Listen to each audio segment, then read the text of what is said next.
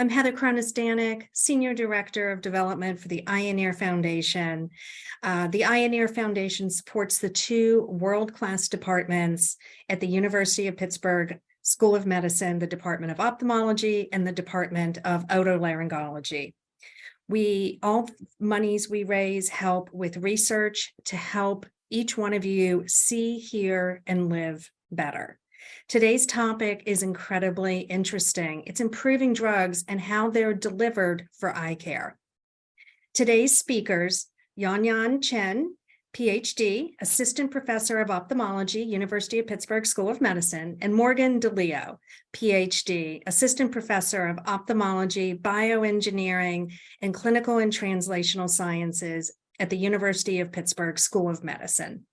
Before they begin, a couple housekeeping tips. Chat has been disabled, but if you do have any in-depth questions that you want to ask the researchers that you don't want to put in the question box, please send those to craig@eyecare.org.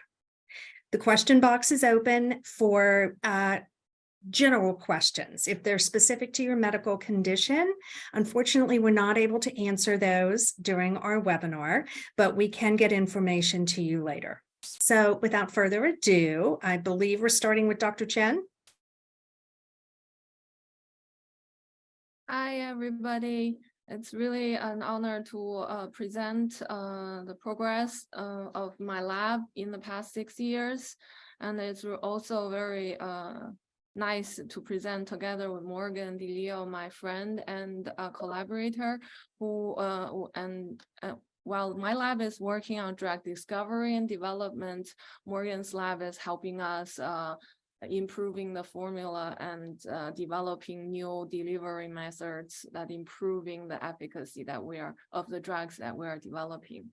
So I want to start my a page of my lab pictures that has been evolving through the years. We have our first group of people has been completely shifted from 2019. These are the people in 2020 and 2021 and 2022, and each and every of them are contributing to the some of the pictures that I've shown later on. And I really appreciate the opportunity of having been with such a talented and well-trained group of young people. And here I want to acknowledge my group members and my collaborators from Case Western Reserve University, who is a medicinal chemist, Greg Lothrop, and several drug screening centers, including Drug Discovery Center at University of Cincinnati, and National Center for Advancing Translational Sciences at NIH, and my friend and colleague Morgan DiLeo for drug delivery, and Serge Picard for providing precious protocols of retinal explant culture. My other colleague Anthony Estenleger for developing flow cytometry of immune cells population analysis. Dr. Yiqin Du used to be at Pitt, just moved to USF. Who is working on myocilin trabecular meshwork biology with me, and John Herman providing some cell samples and plasmid. Edwin Jackson, Dr. Lori Bird, and Dr. Jose Alenza, my chair are my co-eyes and collaborator in an age-related retinal degeneration project that's very excitingly ongoing. And Dr. Bokai Zhu at Pitt Aging Institute, who has been developing a new project with me, working on a new way of tweaking proteostasis in the eye. And also special thanks to Vision Science Core Facility, and we have wonderful staff and directors working together to make things happen. I also would like to thank funding shown here, especially the Eyecare Foundation, NEI, and also I received a general donation funding from the Weigand Entrepreneur Research Award and research for research to prevent blindness. So my lab is interested at different aspects. From the basic aspect, we are interested in how protein folding and metabolism of the cells, as well as immune response, is correlated or contributed to ocular diseases.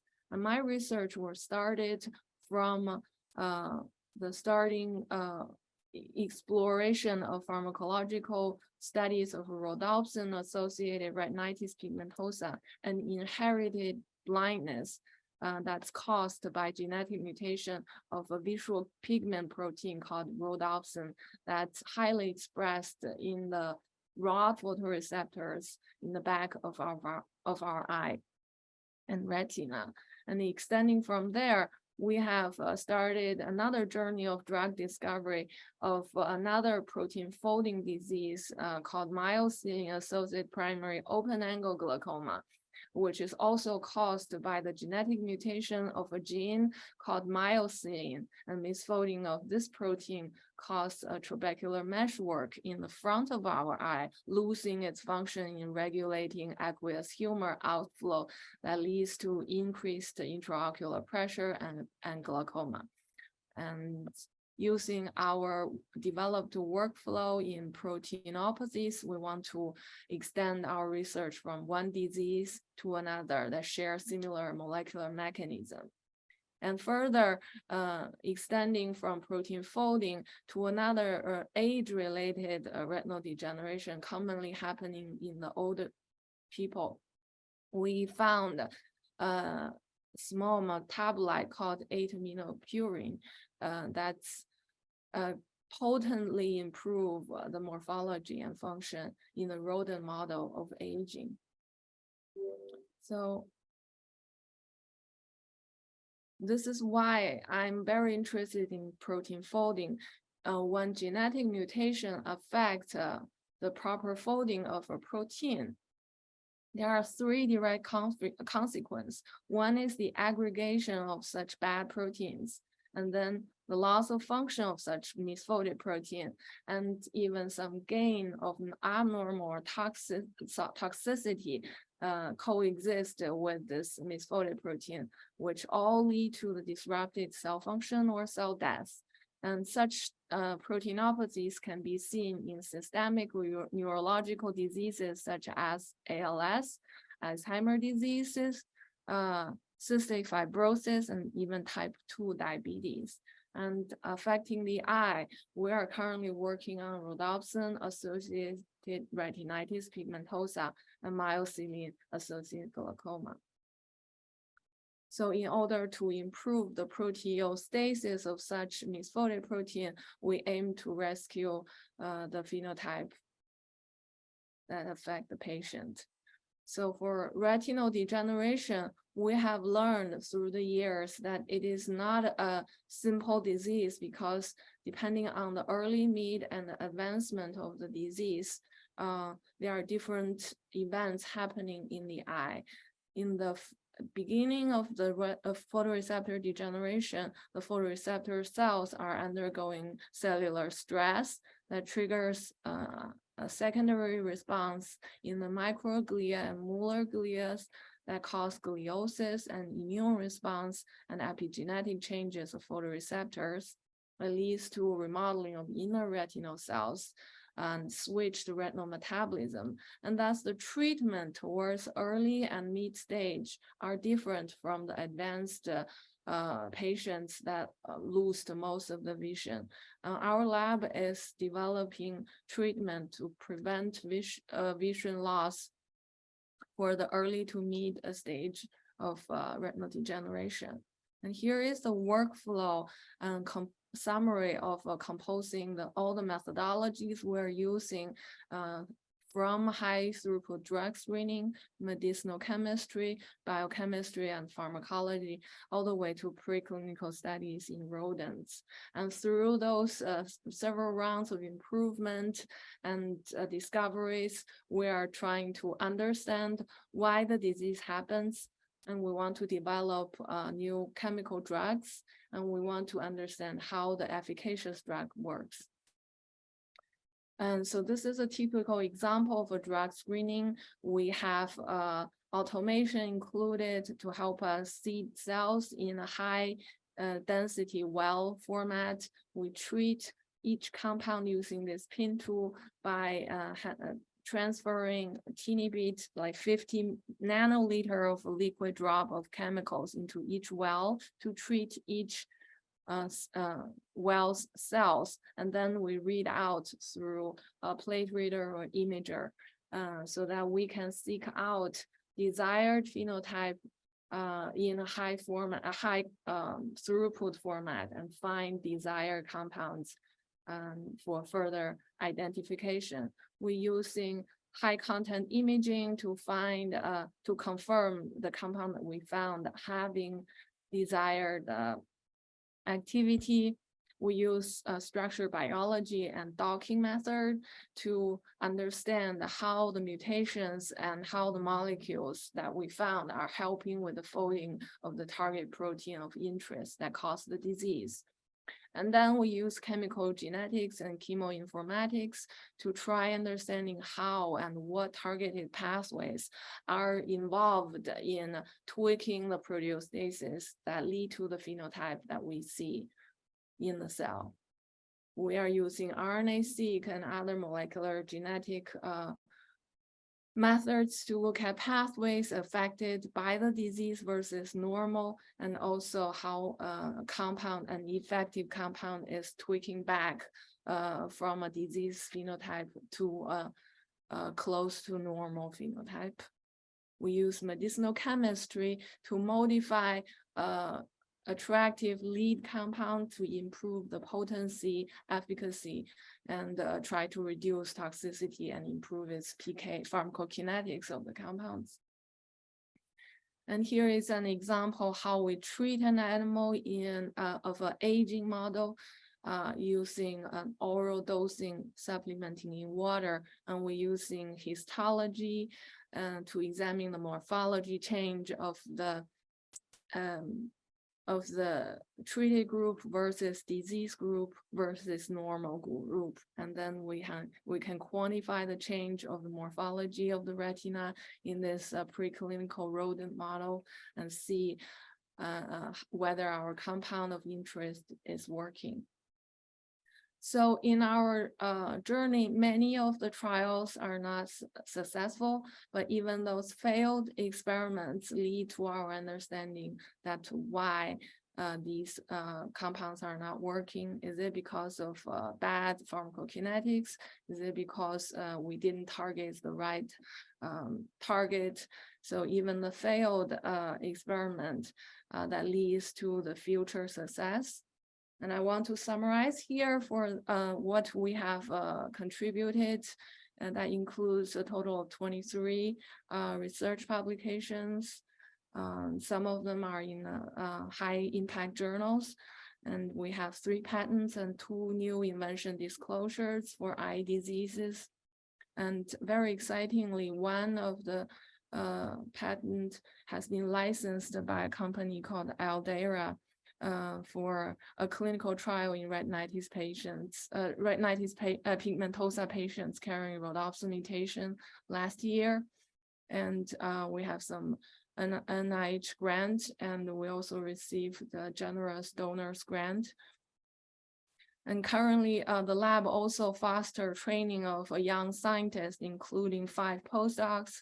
And I currently also have 2 PhD students, 1 medical student who have earned a lot of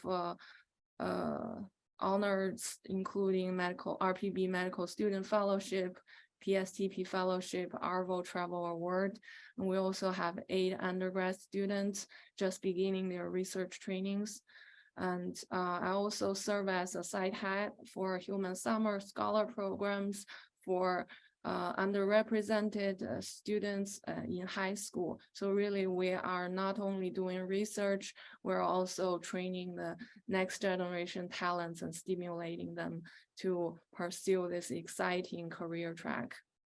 And here is the last news that I just received yesterday from Aldera. From our preclinical work finding methotrexate protecting the rodent model for rhodopsin-associated retinitis pigmentosa. They initiated a small scope trial, phase 2 clinical trial. The trial lasted for 3 months, so totally 8 patients were included who are all carrying a rhodopsin mutation. And excitingly, they just announced yesterday that both groups of patients have shown statistically significant improvement in both low light visual acuity as well as ambient light visual acuity. So this to myself is quite excitement, but we want to broadcast this with caution as this is a small group research that Aldera is trying to apply for a phase 2 and 3 clinical trial to further see the long-term effect of the treatment and for safety of the drug. So I will stop here and let Morgan start. All right, thank you. I'll pull up my slides.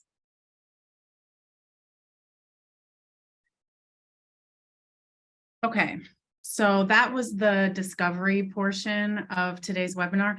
I'm going to be talking about the delivery portion and hopefully explain where my work fits in with work like what you just heard.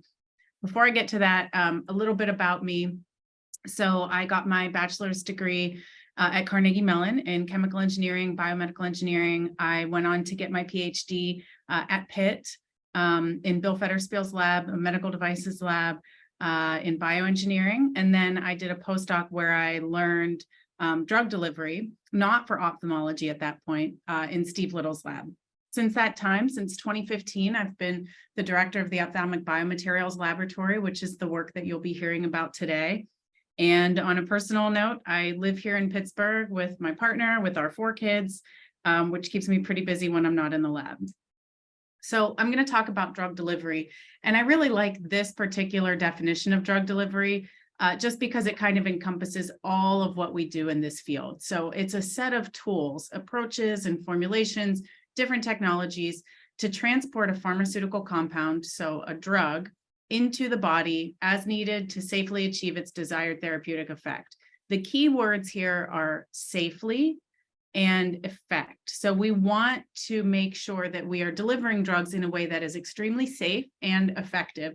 And it's those 2 properties that matter most in drug delivery. And anytime there's an issue with safety or efficacy, that is what we are seeking to improve. So how does drug delivery research fit into the broader vision research community? One of the examples here is, and these are all things that have happened throughout my career here. A physician may come to me, someone in the UPMC Eye Center, someone in our department may come and say, you know, my patients have to take drug X 4 times a day to treat their ocular disease, but their vision is at risk because they forget to take these drops. You know, it's so frequent and inconvenient. Maybe there are storage issues. They're forgetting to take them, and that can be a problem. Another example is that maybe a researcher in the department, I would use Dr. Chen as an example. This actually has happened where she's come to me and said, you know, can you offer some delivery strategies for various reasons? Maybe a researcher comes and says, I've developed a new drug, we'll call it drug Y. It works really, really well, but it gets degraded before it absorbs into the eye. So it's just very unstable.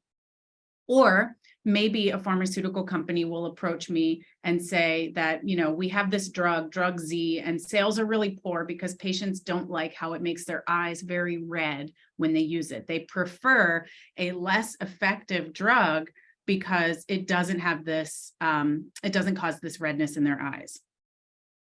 So what I do is I reformulate things in my lab. And the best way I can describe this, I apologize if you've ever heard this example before, if you've seen one of my talks, but I use it again and again because I think it's the best way to explain what we do.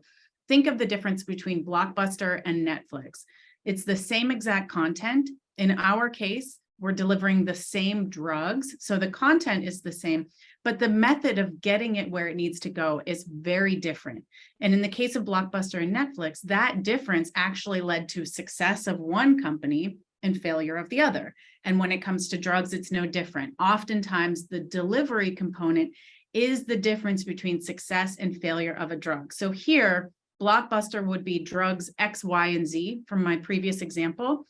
And Netflix would be drugs X, Y, and Z with optimized delivery, with some set of tools and strategies to make sure that it is getting where it needs to go and it's being effective in a safe manner.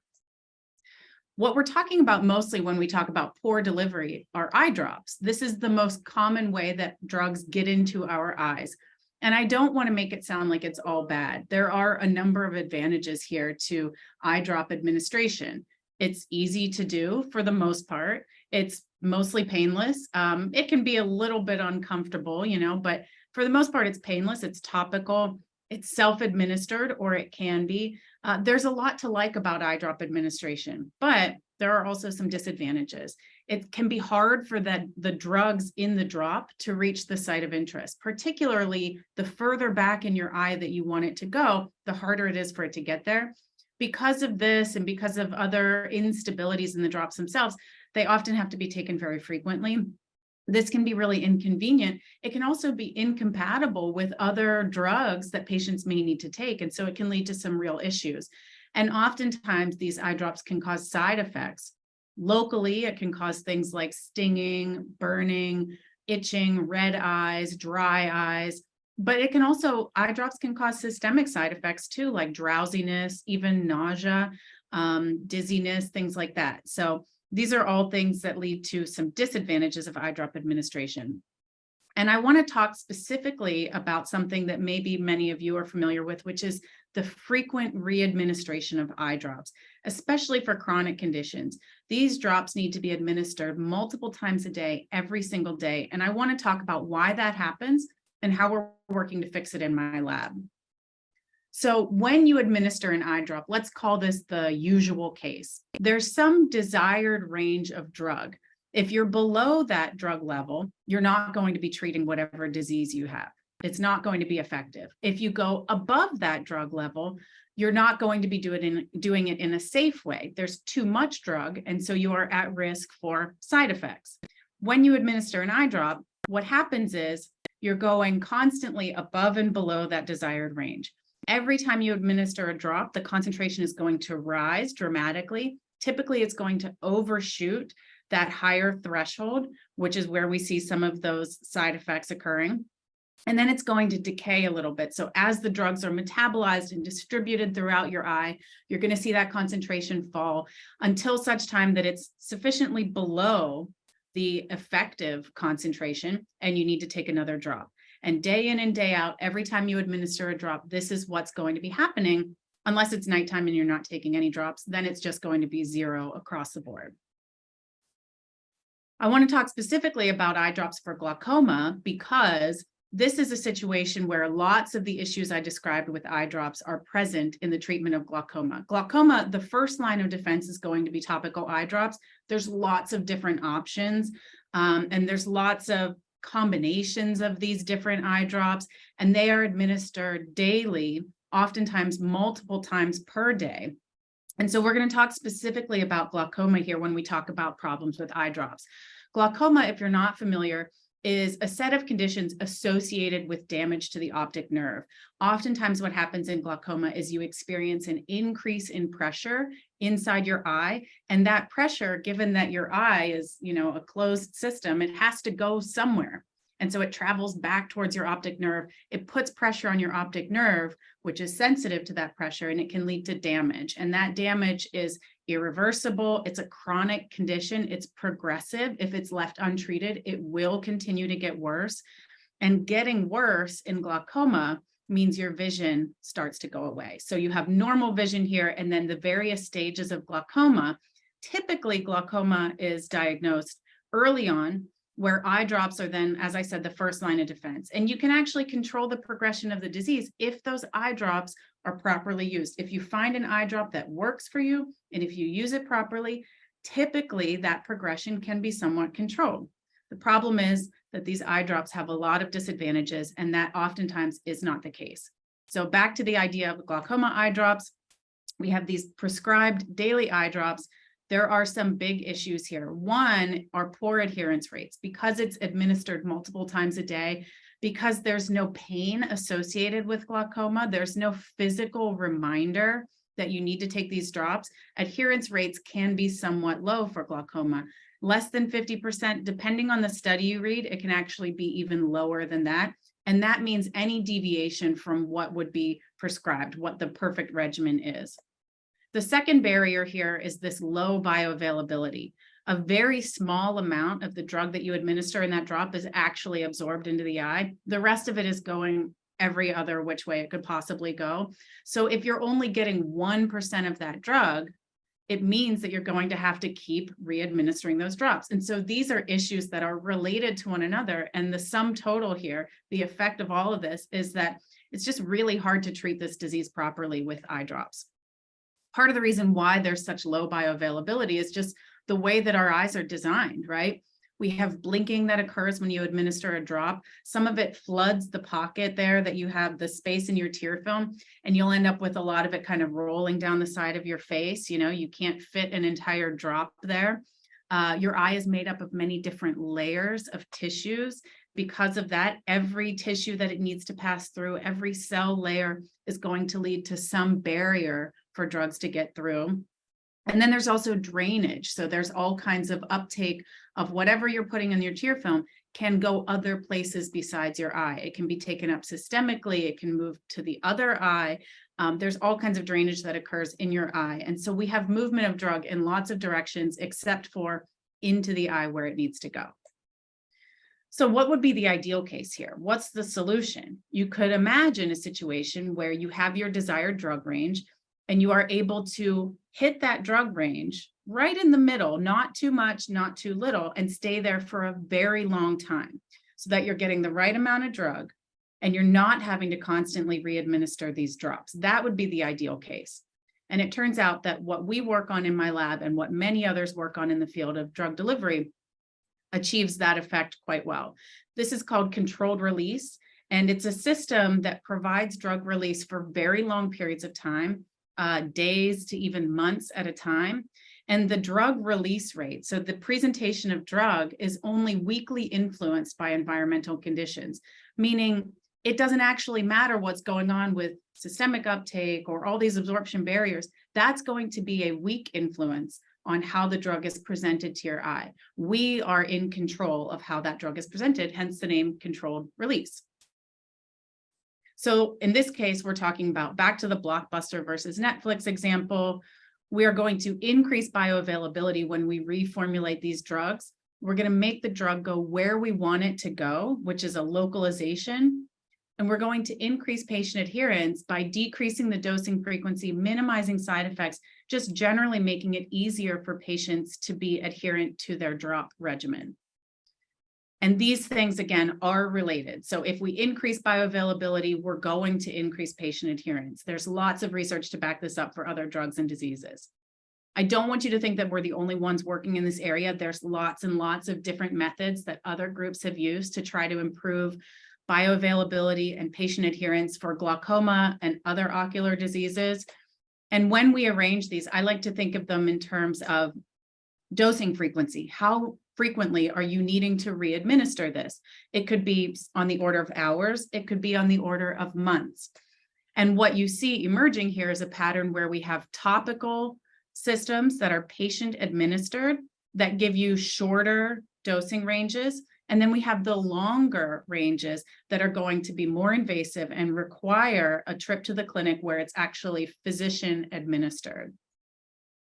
What we proposed to do many years ago now, and what we've been working on in my lab ever since, is a system that would provide that topical, patient-administered, painless, needle-less delivery, but still give us that weeks to months of dosing frequency. So a longer-term delivery, but with a much simpler and convenient application method. So our goal here was to make it topical, meaning that it's not injected or implanted, to make it comfortable, something that patients could administer themselves, and to provide, in the case of glaucoma, the example I use, monthly drug delivery. So 1 dose per month was our goal. And again, I categorized things like I did with the drug delivery systems. Here, I thought about what components go into a system like this. One of them has to provide the controlled release component, giving us 1 month of drug release. That's the controlled release vehicle itself.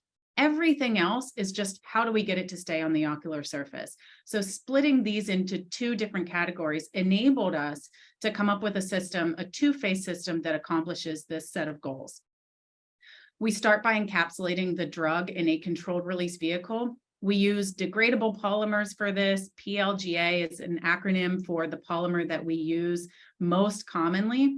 And what I'm going to show you now is just an animation describing how the drug that's trapped inside that polymer matrix escapes over time to move towards the eye and actually treat a disease. So the little blue dots, imagine that's your drug. In our case, pick your favorite glaucoma drug. Maybe that's timolol, maybe it's something else, latanoprost, whatever your favorite glaucoma drug is. We've encapsulated it in this matrix.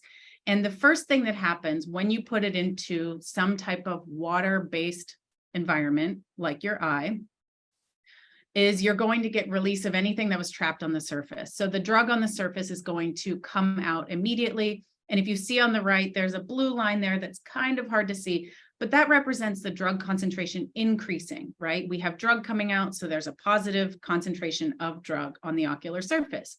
The next thing that happens is that those pores get bigger and they grow and they start to form throughout that matrix.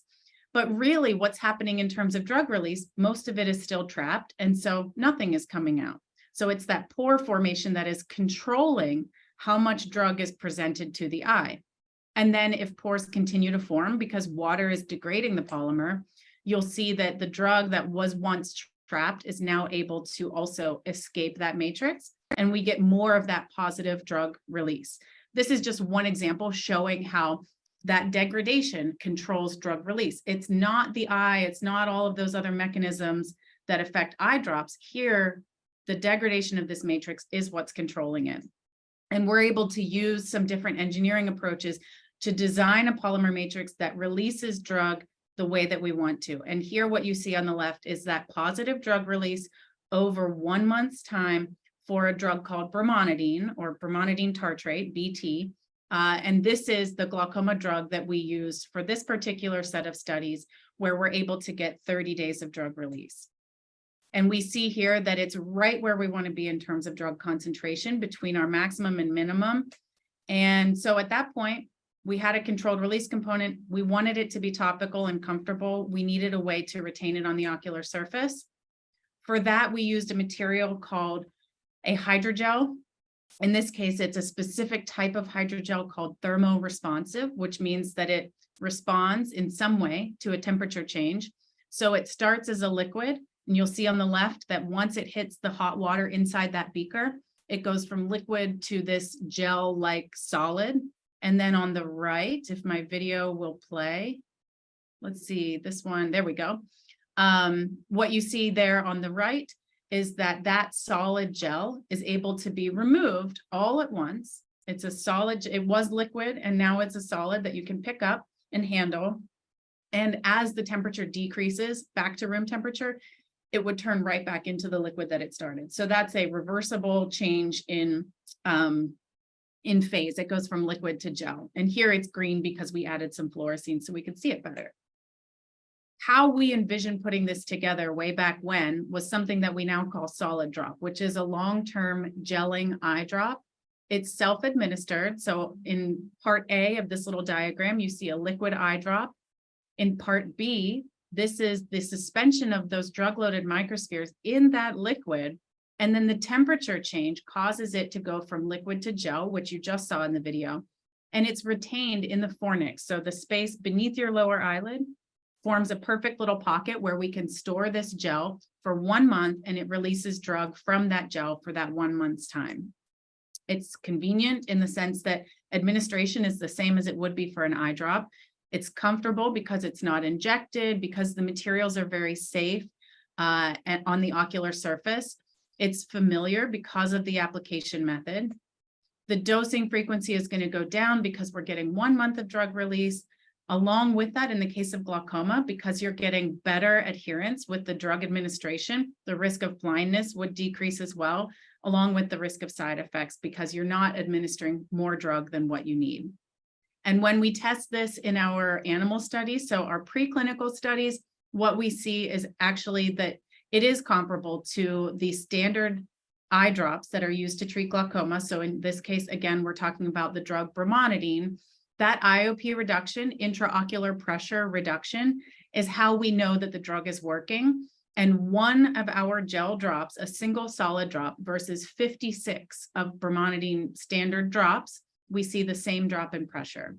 So this means that it's working. It means that with one drop versus 56 drops, we get the same therapeutic effect, which is great news. The other good news is that in the untreated eye, we don't see any effect. And this means that drug is going where it needs to go and not anywhere else. So in standard drops, you're seeing a drop in pressure, a pressure decrease from those standard glaucoma eye drops. That means that the drug is basically going where it shouldn't. It's going from the treated eye to the untreated eye, which is bad because that's an indicator that there may be some side effects. Whereas with our treatment, with that single drop, we're seeing that it has the therapeutic effect that we want, but it's much safer because we're not seeing off-site effects. It's only working in the eye that was treated. That's really good news, especially when it comes to other drugs that may have even more toxicity associated with them. Some more advantages here of this system that we don't need to use preservatives. And if you know anything about eye drops, preservatives, oftentimes it's not even the drugs that are irritating to the ocular surface. It can be the preservatives that keep the drugs nice and stable in that eye drop liquid. The preservatives can cause some irritation on the ocular surface. We don't need to use any preservatives. So that's another way that we can make these safer. And it's easy to see, it's easy to remove as one solid piece. Just flush it out with some saline and you can remove the entire drop when you're ready to put a new one in.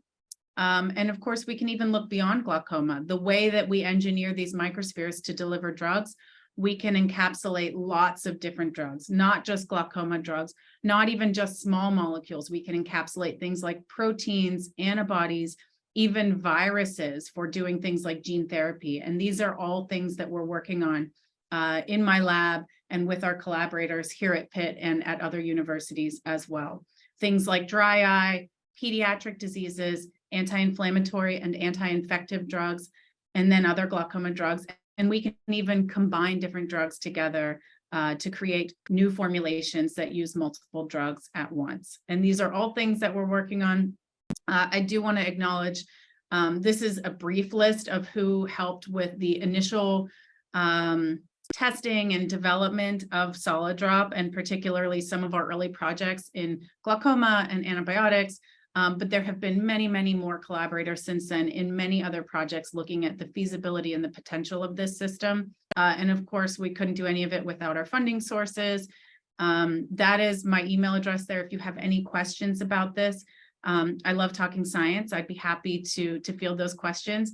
Maybe one of the questions you have is, when can I get this? Maybe that's maybe I should be more modest, but if you're wondering when you might be able to use this, the answer is, I hope within a couple years we'll have this in humans in a clinical trial for various diseases. But of course, the pace of science is unfortunately far too slow. And we want to make sure that we're testing this and being as safe and thorough as possible. So it's not quite ready for humans yet, but it is moving that way ever steadily. So I think that is it for me. And maybe we can take some questions now. Thank you both. Yes, we have quite a few questions. And one of them, Morgan, you already answered, which was about when will this be ready for patients? So the next question, which kind of goes hand in hand, is the new drug, which is now in clinical trial, going to be available here in Pittsburgh? So I think there are many clinical trials happening at Pittsburgh, led by Dr. Sahal and many talented physician scientists. And with our new building putting together with the physician scientists and basic researchers, I think the chair's goal is to foster more direct or like efficient collaboration to initiate from product such as my lab towards a clinical trial instead of licensing toward a third-party company. And we were actually discussing about that with Dr. Zhang Ash, our research director. So I think that's the whole goal of pushing this next generation collaboration between basic science and physician scientists. So, right. I mean, the department is in such a mode of moving forward at all times with the goal of helping patients as soon as drugs are safe and efficacious to do so. So, Morgan, we have a couple questions for you about the gel. Okay. Are there other ways the thermal gel can be used to deliver drugs to other areas of the body outside of the eye? Oh, yes. I'm so glad that you asked that. Whoever asked that, great question. The answer is definitely yes. These materials can be injected. You can put them pretty much anywhere you could imagine treating a disease. But I will say one of the most interesting applications, and something that we've published on from my group and that we've been continuing to look into, and possibly very relevant given that this is the Eye and Ear Foundation, is for administration to the middle ear for ear infection. It's a topical use of that material, and we can load it up with antibiotics to treat that infection. And you can imagine one of the advantages there is that you're not having to re-administer eardrops to a child, which is, middle ear infections are very common in children. And so there are some advantages there. There's also potential use for things like regeneration of the tympanic membrane if there's been a perforation that won't heal. Lots of ways we could imagine using this. And it's among the things that we have patented here at the university for this same material. So great question. The answer is definitely yes. And I would say perfect example would be ears instead of eyes. Well, and one other thing that I know from working with you is it allows children also to be in school and get the drugs that they need during the day, as opposed to, because you got a grant a couple years ago for an eye disorder where children would have to have 12 to 15 eye drops a day. Yes. Yeah. So one of our biggest projects right now is looking at using solid drop for a disease called corneal cystinosis, which is primarily affects young children. And it is a rare disease, but it is a serious one. And it is, even though the market is small, it's an area of really big interest for my group, and one where we anticipate our first in-human studies will be focused in that area. So that is a situation where, in glaucoma, you're talking about 2 eye drops a day, maybe 3, depending on what drop you're using. In those kids that have corneal cystinosis, it is an hourly eye drop. Every waking hour of the day, they are to be using these drops. And the drops are very irritating to their eyes. And it's just really problematic. And so we're trying to make a difference in that area. And that's going to be what leads us to, the data that we collect in that rare disease is going to lead to hopefully other clinical trials in some of these other diseases like glaucoma. That's great. Thank you. Okay, so this is a really good one. What happens to the degradable polymers after the drug they contain has all been released?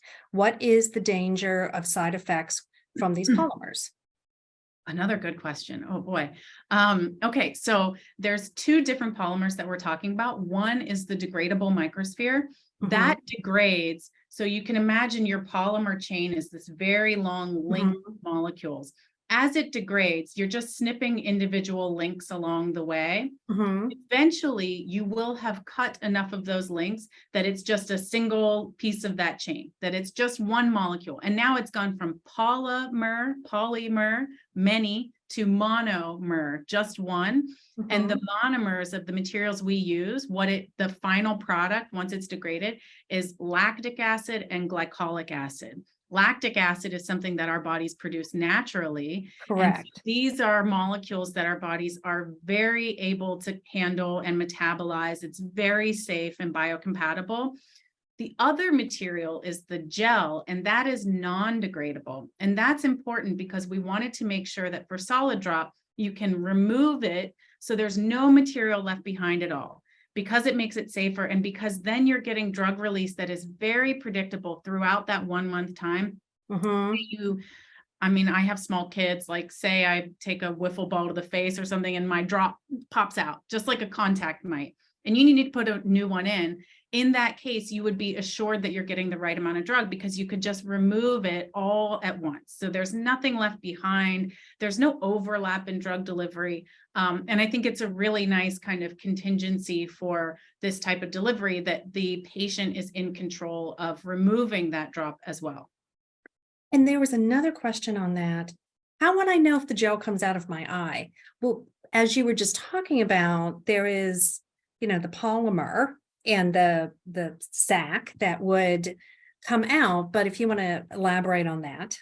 Oh yeah, it's easy. You just take a little peek, right? So one of the things we wanted to make sure is that the gel, when it goes from liquid to gel, it goes from translucent or transparent to fully opaque. It is very easy to recognize in that tissue.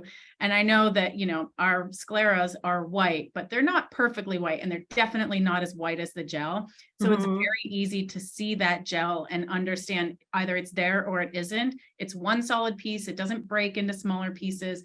And so it's really easy to visualize that. And that's how you would know that it's there. And it's just as quick as taking a peek like this, and then you're on your way. Gotcha. Thank you. So Sure. this is another good one. Apologies if I missed this, but can this be a solution for dry eye? That's a great question. Yeah. And the answer is definitely yes. It really is a question of what is the drug that we're delivering? Are there issues with the drug? Some dry eye drugs can have some side effects associated with them. And so that would be an opportunity for reformulating this. I would say the biggest issue with a lot of drugs in dry eye is readministration.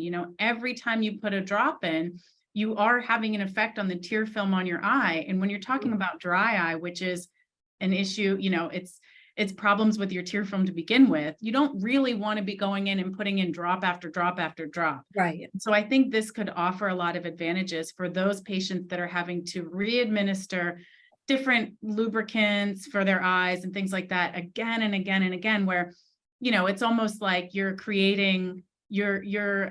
perpetuating the issue by re-administering these drops. So we could take that frequency down and provide a lower level of drug release, but in a continuous way, so that it becomes a little bit more manageable and maybe helps to kind of clear up some of that dysfunction that's underlying the symptoms. Because dry eye is a big issue for a lot of people. Definitely. And we are, if I'm not mistaken, we are starting a dry eye clinic in the Department of Ophthalmology, UPMC Eye Center. So this is something that's a big focus for us. For sure. It has a lot to do with the use of technology, right? Our eyes dry out from staring at screens, which we are all doing right now. Which we're doing. Okay. This is for the both of you. Is it common to have a team of someone focused on pharmacology and someone focused on drug delivery working together in one ophthalmology department? Well, I would say our department is quite unique. We have a drug discovery group. We have gene therapy group, and it's very wonderful. We have a downstream of the pipeline right after what we are producing, which is what Morgan is doing. So it's really generate a lot of convenience, because my lab as pharmacology is right next to my colleague Leah Byrne, who's working on gene therapy, who's right next to Morgan's office. So it doesn't even need us an email. Sometimes we just, hey, with a coffee, do you want to have a brief chat? And we come up with a question with what we need. Maybe, can you try this new formula for us? So I think that's really a difference to have a closed lab space as neighboring labs and open bench concept. And in addition, like Morgan's student Philip Harding is joining our retina meetings, so picking up very updated data and what do we need to generate new potential collaborations. So I think what we have here at Pittsburgh is quite unique. I would totally agree. I think that, it may be common to have expertise in both of those areas in some departments, But I think that just having that expertise doesn't necessarily mean that you collaborate and work together. And I think both because we are localized together, we are next to each other, our labs and our offices, but also I think that there really is a spirit of collaboration in the department where people recognize that the best work doesn't get done in these little silos, and that once we branch out and we can tap into everyone else's expertise, the science, the research just benefits overall. And so I think that it's, maybe we're not uncommon in having both types of expertise represented, but the level of collaboration and interconnectedness of our research groups, I think, is quite unique to this department. And, that is something that people mention when they're recruited, how collegial it is and how important that is for people deciding to come here and take positions with us. So this question, and I had never heard of this. So we tried this method with OcuCerts about 40 years ago. How is this better? This is interesting. That's a great question. I actually, when I started working in ophthalmology and vision research, the OcuCert was, it was honestly what I was beginning to model all of this work after, was a thin film insert. OcuCert was non-degradable. It was an ethylene vinyl acetate based little semi-permeable membrane where you had pilocarpine sandwiched between two pieces of plastic, basically, and it had this titanium dioxide ring so you could see it. It was almost like a contact lens that sat in that same space. So definitely similar because we're using the same space for delivering drug. Absolutely. Different in the sense that OcuCert required a different skill set in terms of administration, right? To place this piece of kind of sticky film on your eye. I'm not saying one is easier or harder, but that is a difference. Another key difference is that OcuCert delivered drug for 5 to 7 days. It's hard to remember to do something every 5 days. Yeah. I don't even know what 5 days ago was. I don't know what 5 days from now is. A week is easier, but I would say a month. Now that's really easy. I can remember to do a lot on the first of the month, every single month. And so I think the frequency really matters. And some of those human design elements that we have to consider, that really matters. Another big thing here is that the OcuCert delivered a drug which was associated with some side effects that, from my understanding, patients did not like. So blurred vision was one of them. If you're telling patients, please treat your glaucoma, from which you're not really suffering any major effects right now, but in treating it to prevent worse effects, you're going to have blurred vision. It's like, well, now you're replacing one problem with another. And so I think that was one of the issues plaguing it. So, I think that OcuCert as a delivery system actually achieved its job, pretty well, but it was not adopted. And I think it's because it wasn't fully considered all of the kind of human elements when it was being made. Now, whether or not we've considered that appropriately, whether or not we'll be able to manage those issues along the way, that remains to be seen. So yeah, there are some differences. There are some similarities though. Great question. Yes. So that is it for our questions. Dr. Chen, Dr. DiLeo, thank you so much. And thank you to all of you who have joined us this week for this topic on new drugs and drug delivery systems. We will be back to you in 2 weeks, and our topic will be from the Department of Otolaryngology. Thank you and have a good weekend. Bye-bye.